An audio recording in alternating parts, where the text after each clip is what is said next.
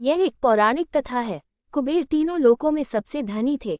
एक दिन उन्होंने सोचा कि हमारे पास इतनी संपत्ति है, लेकिन कम ही लोगों को इसकी जानकारी है।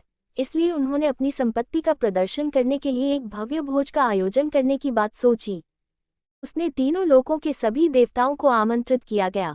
भगवान शिव उनके इष्ट देवता थे, इसलिए उनका आशीर्वाद लेने वह कैलाश पहुंचे और कहा, हे प्रभु, आज मैं तीनों लोकों में सबसे अधिक धनवान हूँ। ये सब आपकी कृपा का फल है। अपने निवास पर एक भोज का आयोजन करने जा रहा हूँ। कृपया आप परिवार सहित भोज में पधारने की कृपा करें। भगवान शिव कुबेर के मन का अहंकार ताड़ गए और बोले, वत्स, मैं बूढ़ा हो चला हूँ, कहीं बाहर नहीं जाता। कुबेर गिड़गिड़ाने लगे, भगवान, आपके बगैर तो मेरा सारा आयोजन बेकार चला जाएगा।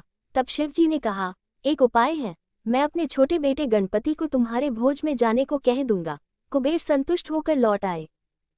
नियत समय पर कुबेर ने भव्य भोज का आयोजन किया। तीनों लोकों के देवता पहुंच चुके थे। अंत में गणपति जी आए और आते ही कहा, मुझको बहुत तेज भूख लगी है, भोजन कहाँ है। कुबेर उन्हें ले गए। भोजन से सजे कमरे में सोने की थाली में भोजन परोसा गया। क्षण भर में ही परोसा गया, सारा भोजन खत्म हो गया। दोबारा खाना परोसा जाता और क्षण भर में गणेश जी उसे चट कर जाते। थोड़ी ही देर में हजारों लोगों के लिए बना भोजन खत्म हो गया, लेकिन गणपति का पेट नहीं भरा।